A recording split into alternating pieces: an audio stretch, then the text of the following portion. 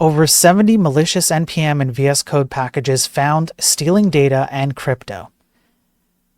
As many as 60 malicious NPM packages have been discovered in the package registry with malicious functionality to harvest host names, IP addresses, DNS servers, and user directories to a Discord-controlled endpoint. That's right.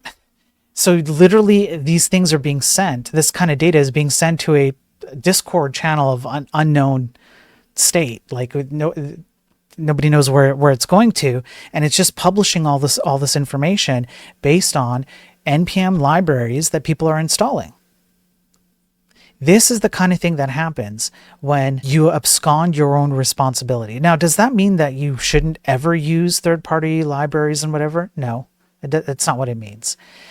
What it means is that you have to be far more responsible about it. If you're going to do it, allow yourself the ability to judge and audit what you're using.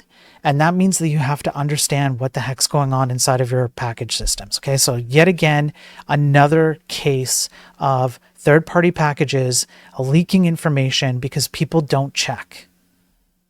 Maybe we just shouldn't have these things. That would be my recommendation. Just don't use them, don't have them. If you're going to use a third party, then I would argue you should go out to a repository, actually read the code, and then pull it over.